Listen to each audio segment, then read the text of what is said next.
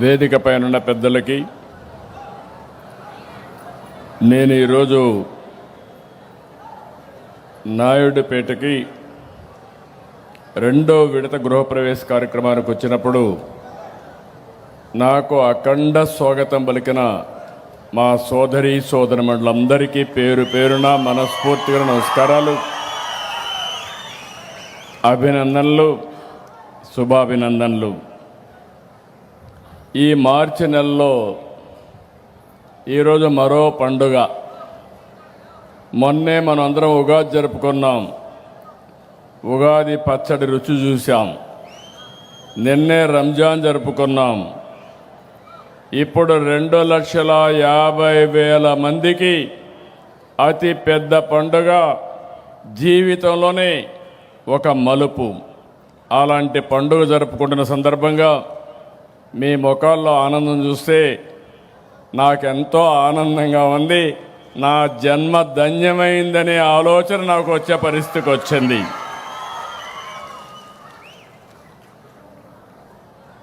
ఇప్పుడు మనందరం చూస్తే ఇల్లు అనేది మనందరికి కూడా ఒక సంతోషాన్ని ఇస్తుంది. అలాంటిది ఈరోజు 2,50,000 మంది గృహప్రవేశాలు చేస్తున్నారంటే ఇది ఒక చరిత్ర.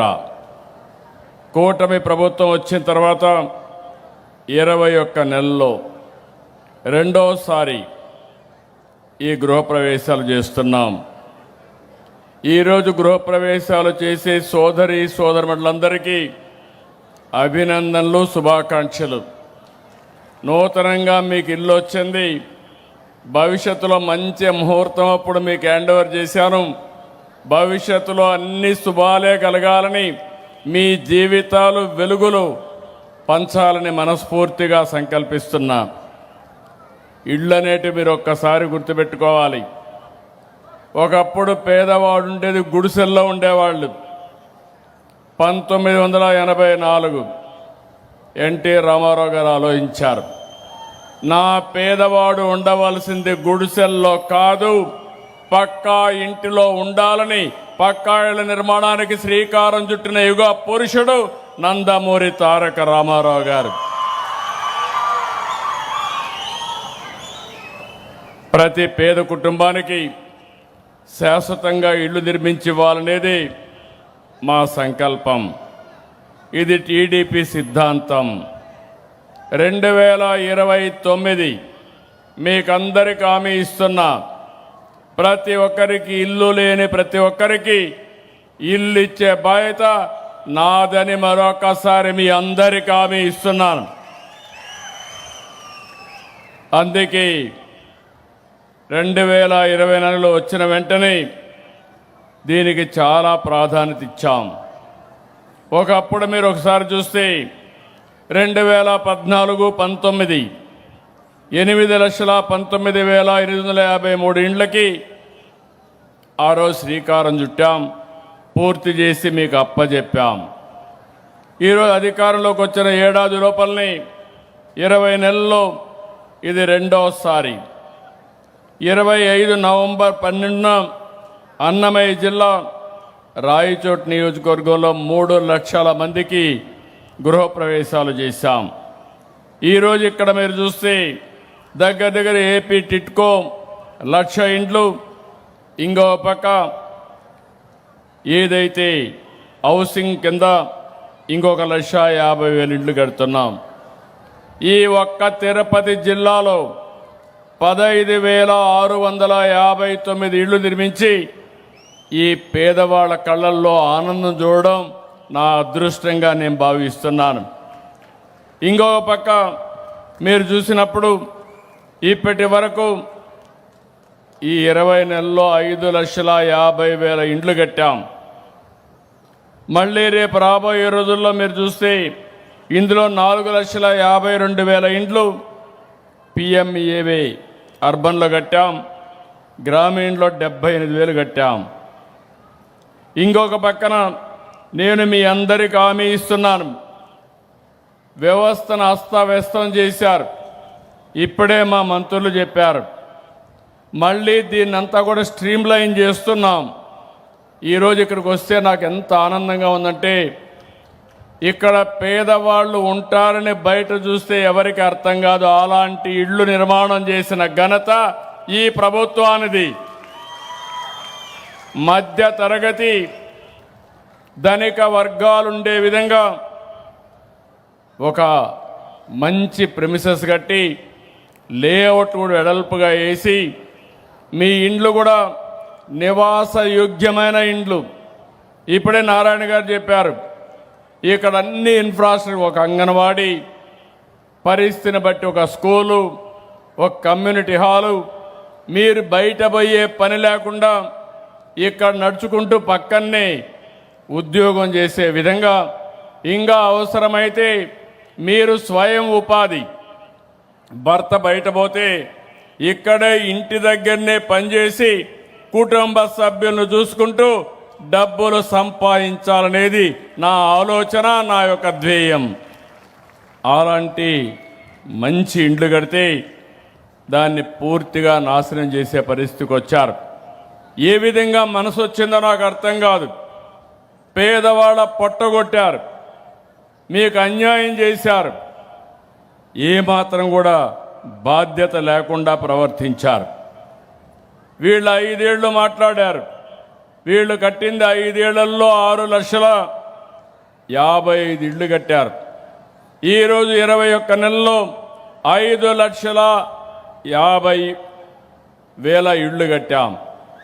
మళ్ళీ ఇంకొక పక్క మీరు చూస్తే రేపు రాబోయే రోజుల్లో ఇంకొక 4,50,000 కట్టి దగ్గర దగ్గర 10 లక్షల ఇండ్లు ఈ డిసెంబర్ లోపల పూర్తి చేసే బాధ్యత మాదని మరొకసారి హామీ ఇస్తున్నా. వ్యత్యాసాన్ని మీరు ఒక్కసారి గుర్తుపెట్టుకోవాలి.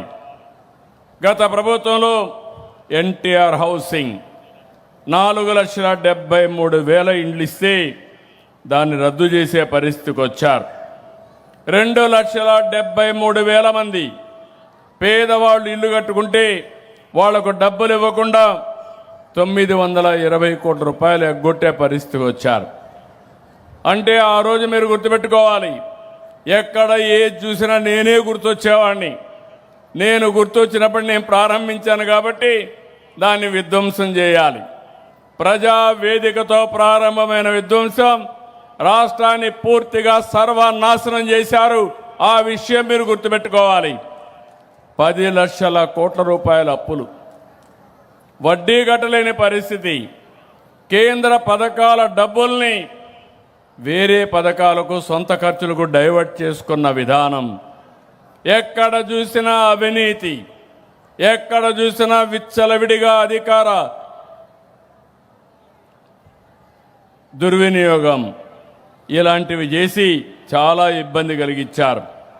మీరు ఒకసారి చూస్తే 20% కంటే తక్కువ ఇంటి నిర్మాణం జరిగిందని, దగ్గర దగ్గర 2,61,000 మంది ఉంటే దాని 1,20,000కు తగ్గించారు. 174 కోట్ల రూపాయలు లబ్ధిదారులు డబ్బులు కడితే దాన్ని కూడా ఎగ్గొట్టే పరిస్థితికి వచ్చారు.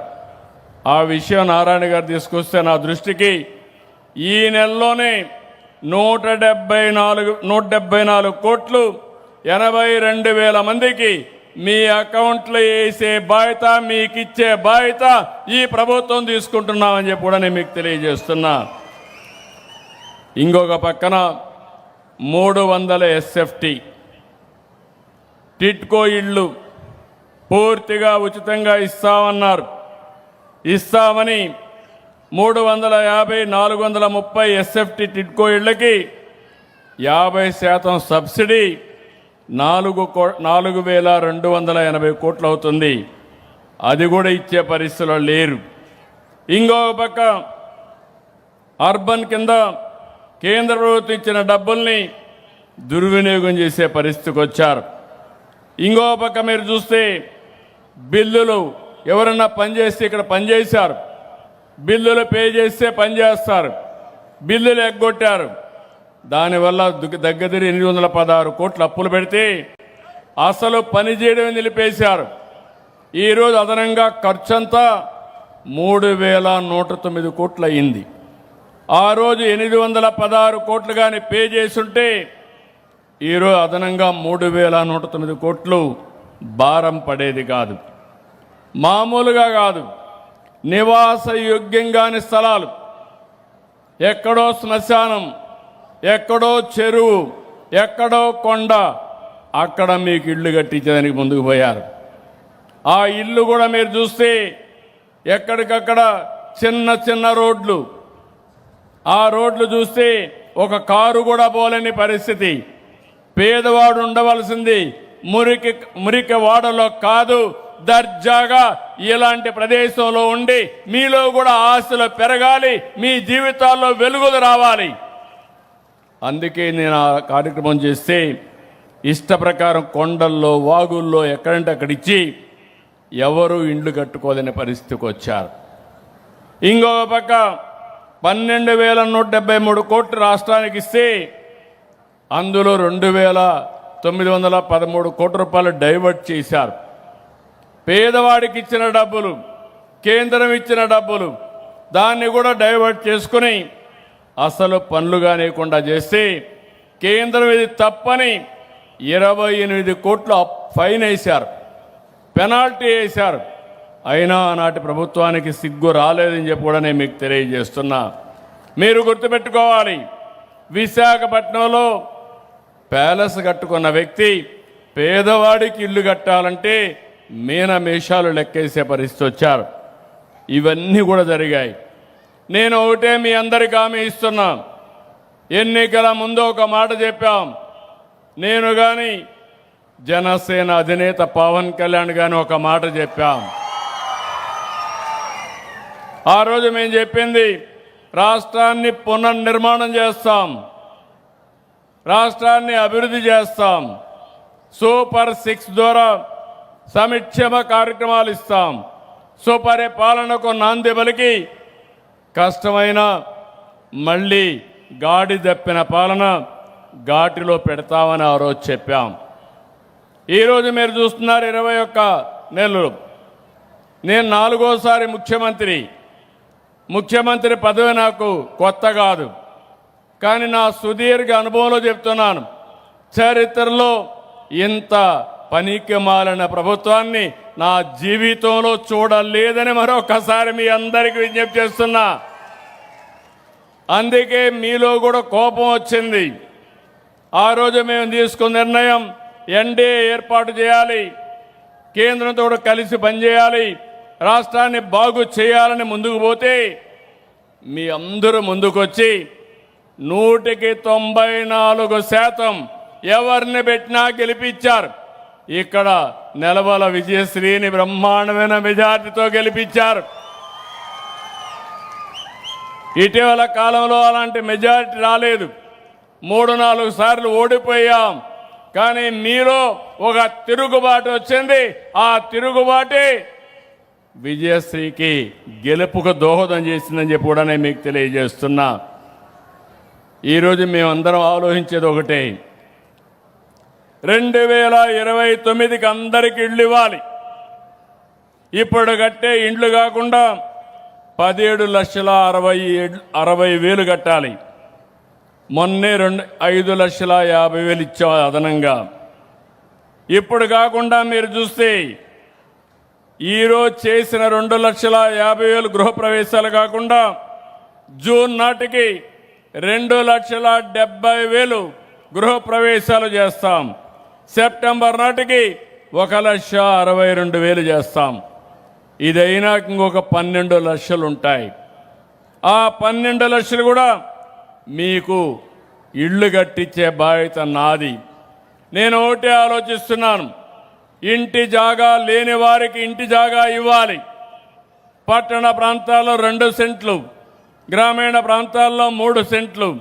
వీలైతే భగవంతుడు నాకు సహకరిస్తే ఇదే మారిగా బ్రహ్మాండమైన కాలనీలు కట్టి పేదవాడికి ఒక బ్రహ్మాండమైన ఆస్తి కలిగించే బాధ్యత ఈ ప్రభుత్వం తీసుకుంటాం.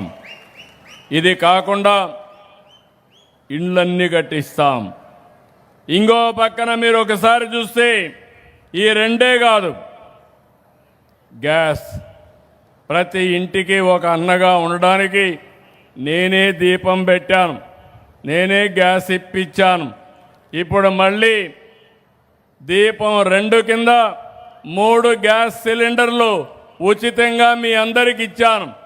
భవిష్యత్తులో పిఎన్జి కూడా పైప్ లైన్ ద్వారా గ్యాస్ ఇవ్వడానికి ముందుకు వస్తున్నాం. దానివల్ల మీకు సేఫ్టీ ఎక్కువ ఉంటుంది. అది కూడా మీరు తీసుకోగలిగితే దానికయ్యే ఖర్చు నేనే ఇస్తాను. ఇప్పుడు 3 సిలిండర్లకు అయ్యే డబ్బులు ప్రతి 2 నెలలకు ఒకసారి మీ అకౌంట్లో వేసి మీరు కొనుక్కోవడానికి మీకు పూర్తిగా సహకరిస్తానని మీ అందరికీ తెలియజేస్తున్నా. ప్రతి ఒక్క ఇంటికి ఉండవలసింది పిఎన్జి ఉండాలి, పైపు ద్వారా గ్యాస్ వాడాలి. ఇప్పుడు ట్యాప్ ద్వారా నీళ్లు తిప్పుతున్నాం.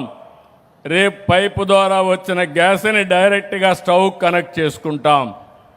అప్పుడు ఏమాత్రం కూడా కష్టం లేకుండా వెసులుబాటు వస్తుంది.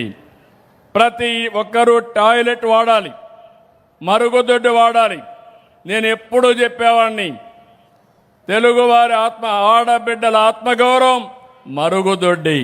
నేను ఒకప్పుడు చూశాను, మరుగుదొడ్డి లేకుండా ఆడబిడ్డలు ఎంత అవస్థ పడేవాళ్ళో అవి చూసుకుంటే బాధేస్తుంది. అలాంటి మీ ఆత్మ గౌరవాన్ని కాపాడిన పార్టీ, కాపాడిన వ్యక్తి నేనని చెప్పి మరొకసారి మీ అందరికీ విజ్ఞప్తి చేస్తున్నా. తాగునీరు కోసం ట్యాప్ ద్వారా ఇవ్వాలి. అది కూడా పూర్తిగా అస్తవ్యస్తం చేశారు.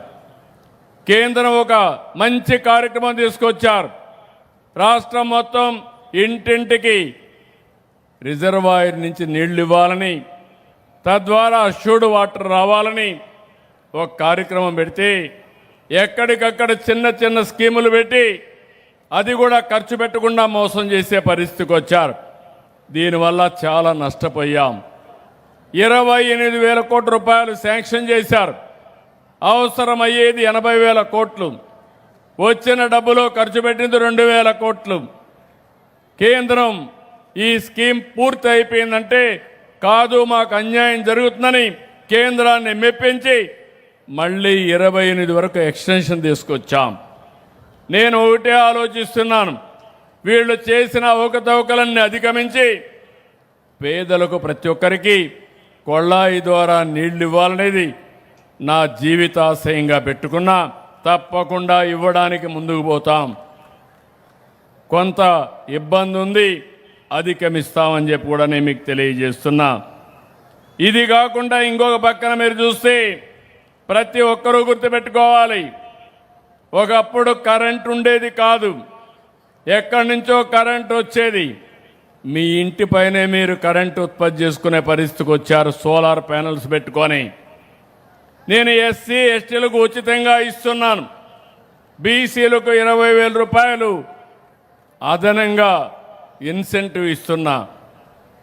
అంటే మామూలుగా గవర్నమెంట్ ఆఫ్ ఇండియా ఇచ్చే డబ్బుల్ని జోడించి ఇంకొక 20,000 ఇస్తే 3 కిలోవాట్లు పెట్టుకుంటే 98,000 వరకు ఇస్తాం.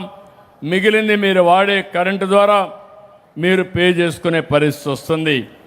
ప్రతి ఒక్కరికి విజ్ఞప్తి చేస్తున్నా, భవిష్యత్తులో సోలార్ ప్యానెల్స్ పెట్టుకోవాలి. ఎవరైనా వ్యవసాయానికి బోర్ వేసుంటే ఆ బోరు పెట్టుకున్న వ్యక్తులు కూడా సోలార్ ద్వారా, కుసుమ్ ద్వారా సోలార్ పంప్ సెట్లు పెట్టుకోవాలి. దీనివల్ల మీకు చాలా వెసులుబాటు వస్తుంది. మీరు అవసరమైతే ఆ కరెంటుని మీరు నీళ్లు తోడడానికి ఉపయోగించుకుంటారు. ఇంకా అవసరమైతే మీ ఇంటికి కూడా ఇచ్చుకుంటారు. ఇంకా మీ వాహనాల్ని ఛార్జ్ చేసుకుంటారు.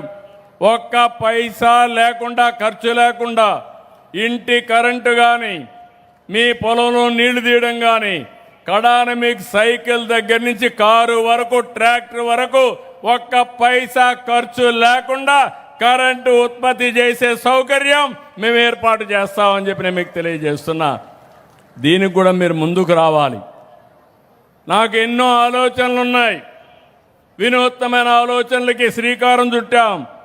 దాన్ని ఉపయోగించుకోవాలంటే మీరు ముందుకు రావాలి. నేను ఆ రోజు ఫైబర్ నెట్ తీసుకొచ్చాను. ప్రతి ఒక్కరి ఇంటికి కనెక్ట్ చేశాను. తద్వారా మీరు చూస్తే ఈ ఫైబర్ నెట్ ద్వారా మీరు ఎక్కడికి మాట్లాడాలన్నా వైఫై వచ్చేది, దానికి కూడా నాశనం చేశారు. మళ్ళీ కేంద్రంతో మాట్లాడి డబ్బులు శాంక్షన్ చేయించాం. తొందరలోనే ఇది కూడా పూర్తవుతుంది. వ్యక్తిగతంగా 7 వస్తువులు దృష్టిలో పెట్టుకున్నాను. ఇవి కాకుండా గ్రామానికి సంబంధించి మీరు చూస్తే వీధి దీపాలు, సీసీ రోడ్లు, డ్రైనేజ్, ఇంటి దగ్గర నుంచి చెత్త కలెక్ట్ చేయడం. ఇటీవల మీరు చూస్తున్నారు స్వచ్ఛ రథం మీ గ్రామానికి వస్తూ ఉంది. మీరు వాడిన వస్తువులు సెగ్రిగేట్ చేసుకోగలిగితే అక్కడి నుంచి సర్క్యులర్ ఎకానమీ పంపించి మీకు అక్కడికక్కడే వస్తువులు ఇచ్చే పరిస్థితికి వచ్చారు, నిత్యావసర వస్తువులు. ఈరోజు ఇలాంటి కార్యక్రమానికి మీరందరూ కూడా పూర్తిగా సహకరించాలి. ఈ 21 నెలల్లో మీరందరూ ఒకటే గుర్తుపెట్టుకోవాలి, ఎప్పుడూ లేనటువంటి కార్యక్రమాలు ఇచ్చాం. సూపర్ 6 సూపర్ హిట్ చేశాం. ఈరోజు మీ అందరూ గుర్తుపెట్టుకోవాల్సింది 63 లక్షల మందికి మొదటి తారీఖున జీతాలు ఇవ్వకపోయినా మా పేదవాడికి మాత్రం మీ తలుపు తట్టి మీకు డబ్బులు ఇస్తున్నామంటే అది ఈ ప్రభుత్వం యొక్క కమిట్మెంట్. 4,000, 6,000, 10,000, 15,000 ఇచ్చే ఏకైక ప్రభుత్వం మీరు తమిళనాడు పక్కనున్నారు. బార్డర్లో తమిళనాడు ఉంది. తమిళనాడులో ఇస్తున్నారా అని మిమ్మల్ని అడుగుతున్నా. అది ప్రభుత్వం పేదవాళ్ళ పట్లుండే కమిట్మెంట్ అని చెప్పి కూడా నేను మీకు తెలియజేస్తున్నా. తల్లికి వందనం. ఇప్పుడే అడిగాను, ఒక ముస్లిం మహిళ 3 పిల్లలుంటే 3 పిల్లలకి తల్లికి వందనం వస్తూ ఉంది. మా చెల్లెమ్మ పక్కనుంటే అడిగాను, 2 పిల్లలుంటే 2కి వచ్చిందని ఆనందంగా చెప్పే పరిస్థితికి వచ్చారు. ఇంకో పక్క స్త్రీ శక్తి.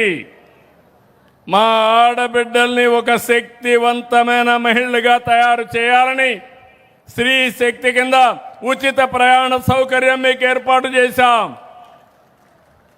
ఇంకొక పక్కన మీరు ఈ నెలలోనే మీరు చూస్తే అనేక కార్యక్రమాలు. 8వ మహిళా దినోత్సవం.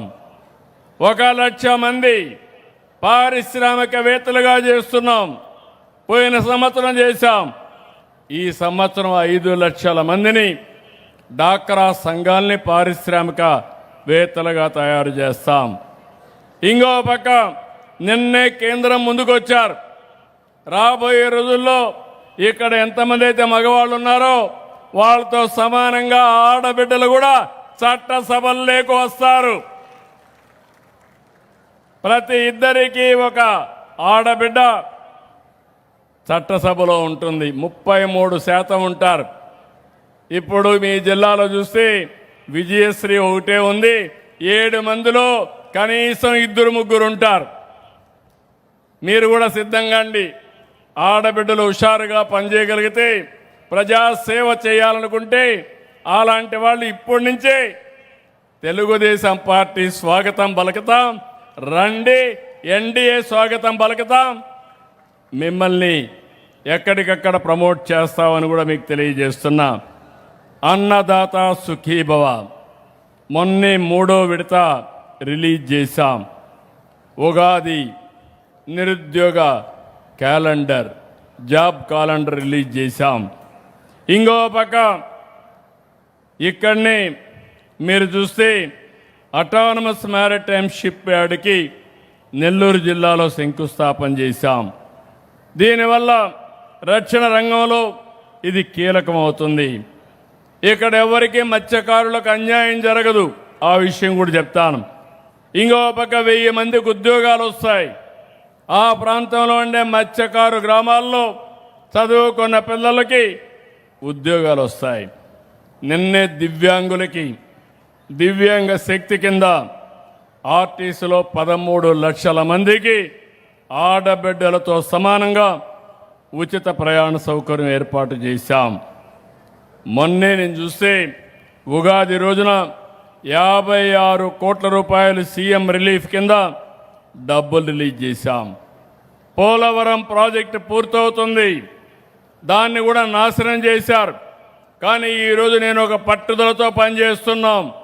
గోదావరి పుష్కరాలు రాబోయే సంవత్సరం జూన్లో ఉంటాయి. గోదావరి పుష్కరాల కంటే ముందు పోలవరాన్ని పూర్తి చేసి జాతికి అంకితం చేసే బాధ్యత ఈ ప్రభుత్వానిది. దీనివల్ల నీటి ఎద్దడి తగ్గుతుంది. ఈరోజు ఎక్కడి నుంచి వస్తాయో మీరు చూస్తే ఈరోజు ఇక్కడ నీళ్లు వచ్చాయి, శ్రీశైలం నుంచి నీళ్లు వస్తాయి. ఆ నీళ్లు వచ్చాయి కాబట్టి ఇక్కడి నుంచి చెన్నైకి కూడా పోతాయి. భవిష్యత్తులో అలాంటి వెసులుబాటు చేస్తాం. ఇంకో పక్క మీరు ఒకసారి చూస్తే నిన్ననే ఆర్సలార్ మిత్రలని ఒక స్టీల్ సిటీని ఏర్పాటు చేస్తున్నాం అనకాపల్లిలో. లక్షల మందికి ఉద్యోగాలు వస్తాయి. ఇది కాకుండా చేసిన పనులన్నీ కూడా చాలామంది ఇబ్బంది పడతా ఉంటే చిన్న చిన్న కాంట్రాక్ట్ 2,000 కోట్లు మొన్నే రిలీజ్ చేశాం. ఇంకో పక్క నిన్నే ప్రత్యేకమైన సమావేశం పెట్టాం. ఇంతవరకు రాజధాని లేకుండా చేశారు, 3 ముక్కలాట ఆడారు. అందుకే శాశ్వత పరిష్కారం కోసం అమరావతి మన రాజధాని, దానికోసం ఒక తీర్మానం పాస్ చేసి కేంద్రానికి పంపించాం. తొందరలోనే చట్టం వస్తుంది. మీ అందరికి హామీ ఇస్తున్నా, అమరావతి హైదరాబాద్ కంటే చెన్నై కంటే నెంబర్ 1గా తయారు చేసి మన పిల్లలకు అవకాశాలు కల్పించే బాధ్యత మేము తీసుకుంటాం. ఇంకొక పక్క ఇక్కడ మత్స్యకారులు, నేను అందరికీ మీకు ఒక మాట చెప్పాలి. మనకు సుదీర్ఘమైన తీర ప్రాంతం ఉంది, అది మన బలం. ఇక్కడ మత్స్య సంపద మన మత్స్యకారులకు ఉపయోగపడాలి. ఇంకో పక్కన మీరు చూస్తే నేను దగ్గర మత్స్యకారుల సంక్షేమం కోసం వేట నిషేధ సమయంలో ఇచ్చే ఆర్థిక సాయాన్ని 10,000 నుంచి 20,000 రూపాయలకు పెంచాను. 1,29,000 కుటుంబాలకు దీన్ని వర్తింపజేశాం. 2,59 కోట్ల రూపాయలు రిలీజ్ చేశాం. అదే మరి ఒక కొత్త జీవో తెచ్చారు. ఎవరైతే చెరువుల్లో మత్స్యకారులు చేపలు పెట్టుకుంటే దాన్ని క్యాన్సిల్ చేసి వేరే వాళ్ళకి ఇస్తే దాన్ని వస్తానే క్యాన్సిల్ చేసి మళ్ళా మత్స్యకారులకే ఇచ్చాను. ఇది కాకుండా నేను ఒకే ఒక విషయం చెప్తున్నాను. ఎప్పుడు కూడా ఈ ప్రాంతంలో తమిళనాడు నుంచి పాండిచ్చేరి నుంచి కొంతమంది వచ్చి ఇక్కడ చేపలు పట్టుకుంటున్నారు. మన వాళ్ళకి ఇబ్బంది వస్తూ ఉంది. ఒకప్పుడు నేనున్నప్పుడు దగ్గర నిఘా కోసరం ఆ రోజు మీరు చూస్తే 20 బోట్లు పెట్టాం, నిఘా పెంచాం. వైఎస్ఆర్ కాంగ్రెస్ పార్టీ వస్తానే నిఘా పోయింది. వీళ్ళు ఏమాత్రం యాక్ట్ చేయలేదు. ఇక్కడే తిరుపతి కలెక్టర్ ఉన్నాడు, నెల్లూరు కలెక్టర్స్ ఉన్నారు. అందరి కలెక్టర్లకు ఆదేశాలు ఇస్తున్నా, ఈ ప్రాంతంలో ఉండే చేపలు ఈ ప్రాంతంలో ఉండే మత్స్యకారులే పట్టుకోవాలి తప్ప వేరే వాళ్ళు కాదని మరొకసారి మీ అందరికీ విజ్ఞప్తి చేస్తున్నా. ఇప్పుడే 2 బోట్లు ఇచ్చాం, ఇంకా 3-4 ఇస్తాం. ఎన్ని కావాలన్నా పెడతాం, నిఘా పెంచుతాం. ఈ ప్రాంతానికి ఎవరు వచ్చినా అది కరెక్ట్ కాదు. తమిళనాడు ప్రాంతంలో ఆ కొండవాళ్ళు పట్టుకోవాలి, ఈ కొండవాళ్ళు ఇక్కడ పట్టుకోవాలి. అంతేగాని ఈ ప్రాంత మత్స్యకారులకు దెబ్బ తగిలే విధంగా ఎవరు వచ్చినా ఈ ప్రభుత్వం సహకరించదని చెప్పి కూడా నేను మీకు తెలియజేస్తున్నా. 12 బోట్లు ఇస్తే పూర్తిగా నాశనం చేశారు. ఇప్పుడు మళ్ళా నేను వస్తానే హామీ ఇస్తున్నా. ఎన్ని 4-5 కావాలన్నారు. దానికి 1,50,00,000 అవుతుందన్నారు. అయినా కూడా ఇస్తాం. ఇచ్చి పూర్తిగా మిమ్మల్ని ఆదుకునే బాధ్యత, మిమ్మల్ని ప్రొటెక్ట్ చేసే బాధ్యత నేను తీసుకుంటానని చెప్పి కూడా నేను మీకు తెలియజేస్తున్నా. ఇది కాకుండా ఇక్కడుండే మీ అందరికీ ఒకటే విజ్ఞప్తి చేస్తున్నాను. ఈ ప్రభుత్వం యొక్క ఉద్దేశం ఒక సుపరిపాలన. ఎవరికి ఎలాంటి ఇబ్బంది లేకుండా పరిపాలన సాగించాలని, నీతివంతమైన పాలన ఇవ్వాలని, సమర్థవంతమైన పాలన ఇవ్వాలని నేను అనునిత్యం పనిచేస్తున్నాను. ఈరోజు మీరు ఒకసారి చూస్తే రియల్ టైం గవర్నెన్స్ పెట్టాం. అందరికీ సెల్ ఫోన్లు ఉన్నాయి. నా ఫోటోలు కూడా రికార్డ్ చేసే పరిస్థితికి వస్తున్నారు. మీటింగే షూట్ చేస్తున్నారు మా తమ్ముళ్ళు కొంతమంది. ఈరోజు మీకుండే సెల్ ఫోన్ ద్వారా మీరు ఏ ఆఫీసుకు పోయే పని లేకుండా అన్ని పనులు అయ్యే విధంగా చర్యలు తీసుకుంటున్నాను. మన మిత్ర వాట్సాప్ గవర్నెన్స్, మీరు ఒక క్లిక్ కొడితే మీకు ఒకవేళ టైప్ చేయడం తెలియకపోయినా హాయ్ అని నీకేం కావాలనో చెప్తే నీ పని చేసి తిరిగి నీకు ఆ పని అయిందని చెప్పడం నా బాధ్యతని మీ అందరికీ హామీ ఇస్తున్నా. ఈ విషయంలో మీ అందరికీ ఒక అవగాహన రావాలి. నేను టెక్నాలజీ ఎప్పటికప్పుడు అనుసంధానం చేసుకుంటున్నాను. ఇక్కడే ఉద్యోగస్తులందరూ కూడా ఉన్నారు, వారికి కూడా విజ్ఞప్తి చేస్తున్నా. మనం నష్టపోయాం, రాష్ట్రం నష్టపోయింది. మీకు కూడా ఒకప్పుడు జీతాలు మొదటి తారీఖు రాకపోతే మొదటి తారీఖు జీతాలు ఇచ్చే పరిస్థితికి వచ్చామంటే అడ్మినిస్ట్రేషన్ని స్ట్రీమ్లైన్ చేశాం, పరిపాలన ఘాట్లో పెట్టాం. ఈరోజు మీరు నేను కలిసి ఈ రాష్ట్రాన్ని పూర్తిగా ముందుకు తీసుకుపోవాల్సిన అవసరం ఉంది. అందుకే ఏ పని జరిగినా మొదటి తారీఖు మీకు పింఛన్ ఇస్తున్నాం. పింఛన్ ఇస్తానే టెక్నాలజీ ద్వారా ఎక్కడిచ్చానో ఒకసారి చెక్ చేసుకుంటున్నాను. ఆన్లైన్లో వచ్చేస్తుంది, ఫోన్లో ఎక్కడిచ్చాడు అవన్నీ వచ్చేస్తాయి. అది అయిన తర్వాత మళ్ళా మీకు ఒక మెసేజ్ పంపిస్తున్నాను. ఇచ్చిన అధికారి గౌరవంగా చూశాడా, లేకుంటే ర్యాష్గా మాట్లాడా, లేకుంటే ఏమైనా లంచాలు అడిగాడా, ఇలాంటివన్నీ అడుగుతున్నా. అంటే దీని ఉద్దేశం చాలామంది బాగా పనిచేస్తున్నారు, వాళ్ళని అభినందిస్తున్నాం. ఎవరైతే సరిగా పని చేయరో వాళ్ళ దగ్గర పని చేయించడం ఒక ముఖ్యమంత్రిగా నా బాధ్యతని మరొక్కసారి మీ అందరికీ విజ్ఞప్తి చేస్తున్నా. ఈరోజు ఇక్కడికి వచ్చినప్పుడు ఒక 44 సర్వీసులు, ఒక ఉదాహరణ చెప్తున్నా ఈ ప్రభుత్వం ఎట్లా పనిచేస్తుందని. ఈరోజు ట్రైబల్ వెల్ఫేర్ ఆశ్రమ హాస్టల్స్ ఉన్నాయి, స్కూల్స్ ఉన్నాయి. దాంట్లో రాష్ట్రం కంటే జిల్లా కంటే మీ నియోజకవర్గం బాగుంది. దానికి అభినందనలు, ఇక్కడే ఆఫీసర్లకి అభినందనలు. మొన్నే వరి ధాన్యాన్ని కొన్నారు, అది కూడా సమర్థవంతంగా ఈ నియోజకవర్గం నిర్వహించారు, దానికి కూడా అభినందనలు. డ్రైవింగ్ లైసెన్సులు ఉన్నాయి, ఇది కూడా బాగా ఇచ్చారు, దానికి కూడా అభినందనలు. ఇరిగేషన్ అంటే నీటి ఎద్దడి లేకుండా చేయడానికి అన్ని చెరువుల్లో రిజర్వాయర్లో నీళ్లు పెట్టి సకాలానికి నీళ్లు అందించారు. దానిలో చూస్తే మాత్రం జిల్లా కంటే ఇక్కడ తక్కువగా ఉన్నారు. ఇంకో పక్కన సోషల్ వెల్ఫేర్ హాస్టల్స్ ఉన్నాయి, జిల్లాలో బెటర్గా ఉంది, ఇక్కడ సరిగా లేదు. ఇక్కడే ఆఫీసర్ నోట్ చేసుకోవాలి, మీరు నోట్ చేసుకొని కరెక్ట్ చేసుకోవాలి. ఒకవేళ ఇన్ఫ్రాస్ట్రక్చర్ బాగా లేకపోతే కరెక్ట్ చేసుకోండి. దానికి అవసరమైతే పై అధికారులు దృష్టి తీసుకురండి, కలెక్టర్ దృష్టికి కూడా తీసుకురండి. యూరియా అంతా కూడా జిల్లాలో పెద్ద ఇబ్బంది లేదు, ఇక్కడ కొద్దిగా ఇబ్బంది ఉంది. ట్రైబల్ వెల్ఫేర్ హాస్టల్స్ అన్ని రెసిడెన్షియల్ స్కూల్ చూస్తే బెటర్గా ఉన్నాయి.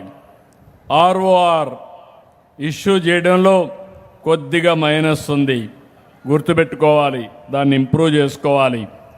శాండ్ విషయంలో జిల్లా కంటే ఇక్కడ మెరుగ్గా ఉంది, ఎందుకంటే స్వర్ణముఖి ఇక్కడే పోతుంది, ఇసుక ఉంది, ఇసుక తీసుకోవడం ఈజీ అయింది, దీనివల్ల మెరుగైన ఫీడ్బ్యాక్ వచ్చింది. ఇంకో పక్కన మీరు చూస్తే అన్నిటికంటే రిజిస్ట్రేషన్ డిపార్ట్మెంట్ నాకు తెలియదు, కానీ ప్రజలు మీకు అనుకూలంగా ఓటు వేయలేదు కాబట్టి ఇక్కడ చాలా లోపాలు ఉన్నాయి రిజిస్ట్రేషన్లో. కలెక్టర్ కూడా చెప్తున్నా, మొన్నే ఆదేశాలు ఇచ్చా, డెఫినెట్గా దీన్ని కరెక్ట్ చేసుకోవాల్సిన అవసరం ఉంది. ఇక్కడ రిజిస్ట్రేషన్ డిపార్ట్మెంట్కి ఓటే కోరుతున్నా, ఒక్క రూపాయి అవినీతి ఉండడానికి వీలు లేదు, ఒక్క నిమిషం ఆలస్యం కావడానికి వీలు లేదు. ఈరోజు అన్ని ఆన్లైన్లో ఉన్నాయి. మీ బాధ్యత వచ్చిన వాళ్ళకి వచ్చినట్టు టోకన్లు ఇచ్చి ఇమ్మీడియట్గా రిజిస్ట్రేషన్ చేసి రిజిస్ట్రేషన్ డీడ్ కూడా వాళ్ళ చేతుల్లో పెట్టి పంపించే బాధ్యత మీదని మరొకసారి మీకు విజ్ఞప్తి చేస్తున్నాం. ఇలాంటివి ఎందుకంటే మన ప్రవర్తన మారాలి. నేను చెప్తున్నాను, మీరు చేయాలి, సహకరించాలి. నేను మీకు అండగా ఉంటా. ఈ నెలలో మళ్ళీ చెప్తున్నా, ఒకప్పుడు ఆకస్మిక తనిఖీలకు వచ్చాను, మళ్ళీ వస్తా. ఏప్రిల్ నుంచి ఆకస్మిక తనిఖీలకు శ్రీకారం చుట్టి ఏ అధికారి బాగా చేస్తే ఆయన్ని అభినందిస్తా, ఏ అధికారి బాగా చేయకపోతే ప్రజల్లోనే మిమ్మల్ని గురించి అడుగుతాను. ఆ పరిస్థితి తెచ్చుకోవద్దని వాళ్ళందరినీ కోరుతున్నా. ఇంకో పక్కన ఏపీఎస్ఆర్టీసీ ఇక్కడ సర్వీసెస్ ఇంకా ఎస్టాబ్లిష్ చేయలేదు. గవర్నమెంట్ హాస్పిటల్స్ మెరుగ్గా ఉన్నాయి జిల్లా కంటే. కాలేజ్ ఎడ్యుకేషన్ మెరుగ్గా ఉంది. వెహికల్ రిజిస్ట్రేషన్ పర్వాలేదు. అదే మరిగా మిడ్ డే మీల్స్ చిన్న లోపం ఉంది, తక్కువ రేటింగ్ ఉంది, కరెక్ట్ చేసుకోవాలి. బీసీ వెల్ఫేర్ హాస్టల్స్ ఇంకా ఇంప్రూవ్ చేసుకోవాలి. అన్నా క్యాంటీన్ పర్వాలేదు, ఎందుకంటే స్టేట్ కంటే ఇక్కడ కొద్దిగా తక్కువ ఉంది, కానీ ఓవరాల్గా పర్వాలేదు. ఇంకో పక్కన మీరు చూస్తే కరెంటు విషయంలో ఇక్కడ ఆ డేటా రాలేదు, ఓకే.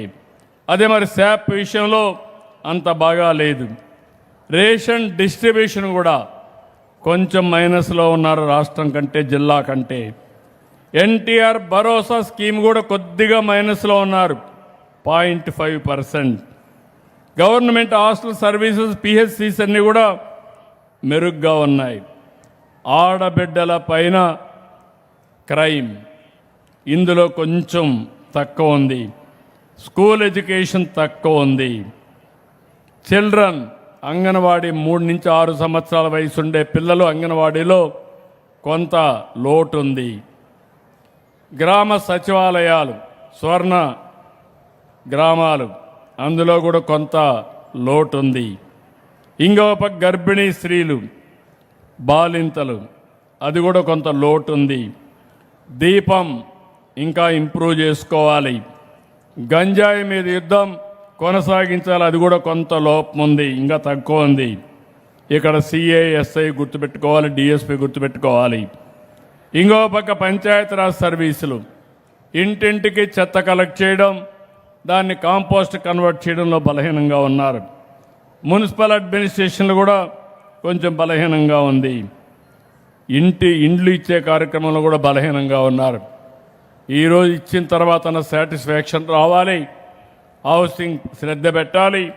ఇల్లు ఇవ్వడం ఎంత ముఖ్యమో ఆ ఇల్లు కట్టే విధానం, వాళ్ళకు మెరుగైన వసతులు కల్పించే విధానం చాలా ముఖ్యమని చెప్పి కూడా నేను మీకు తెలియజేస్తున్నా. ఇంకో పక్క సోషల్ వెల్ఫేర్ రెసిడెన్షియల్ స్కూల్స్ అన్నీ ఇంకా ఇంప్రూవ్ చేయాలి. ఫైర్ సర్వీసెస్ ఎన్ఓసి చాలా బాగుంది, రియల్ టైంలో ఇస్తున్నారు. గ్రామాల్లో దారులన్నీ కూడా గుంతలు పడితే అవి రిపేర్ చేశాం. జిల్లా కంటే ఇక్కడ లోటుగా ఉంది, తక్కువగా ఉంది. వీధి దీపాలు కూడా అక్కడక్కడ రిపోర్టు సరిగా రాలేదు.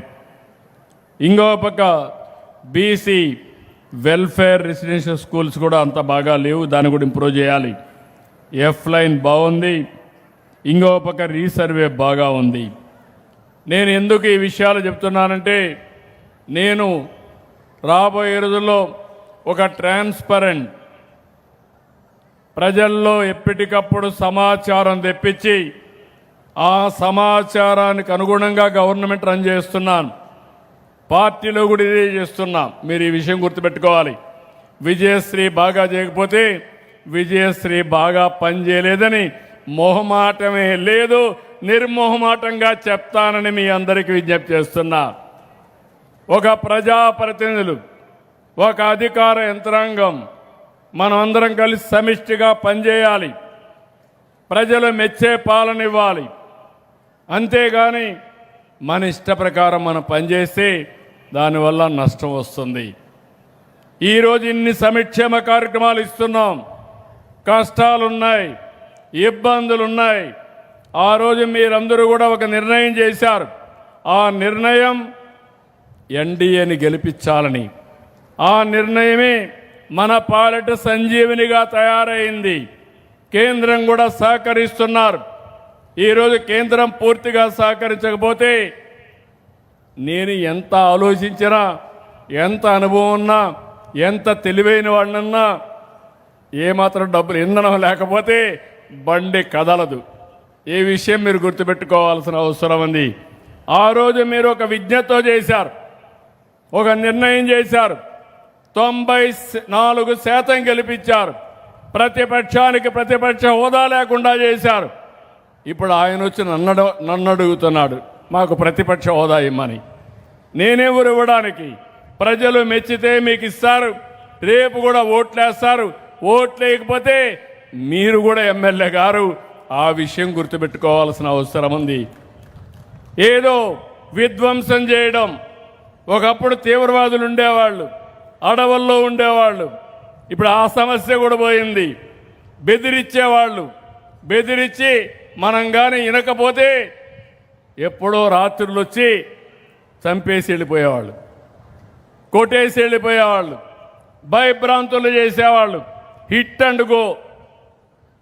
నా పైన కూడా మీరు చూశారు. 2003లో మీరు చేసేది తప్పని చెప్పాను, ఇది ఆమోదయోగ్యం కాదని చెప్పాను. కడాన నా మీదనే 23 క్లేమోర్ మైన్లు బ్లాస్ట్ చేసి సాక్షాత్తు వెంకటేశ్వర స్వామి దిగొచ్చి నాకు ప్రాణభిక్ష పెట్టాడు. ఇది పునర్జన్మ తప్ప ఇంకోటి కాదు. అలాంటి వెంకటేశ్వర స్వామిని అప్రతిష్ఠ చేయాలని, అపచారం చేయాలని, అక్కడ కల్తీ నెయ్యి, కల్తీ వ్యవహారాలు ఒకటి కాదు, అడిగితే ఎదురుదాడి, ప్రతిరోజు దేవునికి అపచారం జరిగేట్టుగా ఎక్కడికక్కడ ప్రచారాలు చేయడం. నేను నమ్మిన దేవుడు, మా ఇంటి కులదైవం, నాకు ప్రాణభిక్ష పెట్టినటువంటి దేవుడికి అన్యాయం చేస్తే మాత్రం ఎవరిని వదిలిపెట్టనని మరొకసారి మీ అందరికీ హామీ ఇస్తున్నా. ఇలాంటివన్నీ చాలా జరుగుతున్నాయి. రాజకీయాల్లో ఉండే మనం గుర్తుపెట్టుకోవాల్సింది, వీలైతే మంచి చేయాలి, చేత కాకపోతే గమ్మునుండాలి. చెడు చేయడం అనేది మంచిది కాదు, విధ్వంసం అనేది మంచిది కాదు. అలాంటి విధ్వంసకారుల్ని మనం కూడా గుర్తుపెట్టుకోవాల్సిన అవసరం ఉంది. ఎవరు కూడా 45 సంవత్సరాలు 48 సంవత్సరాలు ఉన్న రాజకీయాల్లో రేపు 28కి 50 ఏళ్ళు అంటే సుదీర్ఘమైన రాజకీయ జీవితం. అది వచ్చిందంటే 4వసారి ముఖ్యమంత్రి అయ్యానంటే మీ అందరి దయ, మీ అందరి ఆశీస్సులు, మీ అందరి సహకారం. అలాంటిది నేను ఎప్పుడూ తప్పే చెయ్యను. అలాంటి నిన్నే 44వ సంవత్సరం తెలుగుదేశం ఆవిర్భావ దినోత్సవం జరుపుకున్నాం. అలాంటి నన్ను కూడా జైల్లో పెట్టారంటే ఇంకా మామూలు వాళ్ళ కథ ఏంటని అడుగుతున్నా. 5 ఏళ్ళు. ఈరోజు నేను ఒకటే చెప్తున్నాను, మీరు ఏదైనా ప్రభుత్వం తప్పు చేసి చెప్పండి, దానికి సమాధానం చెప్తాం.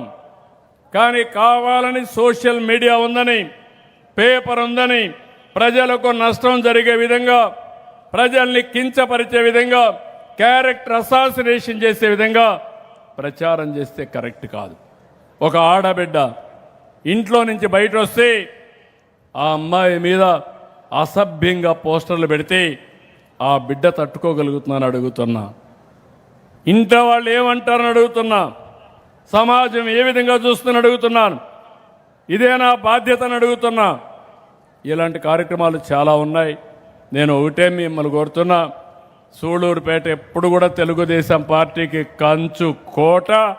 ఒకప్పుడు ఎప్పుడు మనమే గెలిచేవాళ్ళం. ఇటీవల కొద్దిగా దారి తప్పింది, మళ్ళా ఘాట్లో పెట్టాం. ఎందుకు ఈ మాట వాడుతున్నానంటే, ఈరోజు నేను ఒక పార్టీ అధ్యక్షుడిని. ఆ రోజు మీ అందరికీ హామీ ఇచ్చాను, సూపర్ 6 అమలు చేస్తాం. అదే మరిగా ఆ రోజు రాష్ట్ర ప్రయోజనాల కోసం నేను కానీ, పవన్ కళ్యాణ్ గారు కానీ, బీజేపీ కానీ, నరేంద్ర మోడీ గారి నాయకత్వంలో అలయన్స్ పెట్టుకున్నాం, ఎన్డీఏ ఏర్పాటు చేశాం.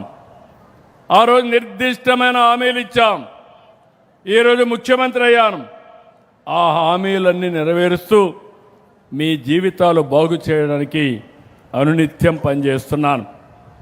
ఒక ముఖ్యమంత్రి, ఒక ప్రధానమంత్రి పనిచేస్తే ఆ దేశం బాగుపడుతుంది. ఒక ముఖ్యమంత్రి బాగా పనిచేస్తే ఆ రాష్ట్రం బాగుపడుతుంది. మీ జీవితాల్లో వెలుగు వస్తుంది, మీ జీవన ప్రమాణాలు పెరుగుతాయి. అదే ఒక వ్యక్తి సరిగా పనిచేయకపోతే, ఒకప్పుడు మీరు చూశారు రాష్ట్రం మొత్తం గంజాయిమయం, ఇంకో పక్క ఆ రోజు చూస్తే డ్రగ్స్ మయం. అవి చూసిన తర్వాత నాకు చాలా బాధ కలిగింది.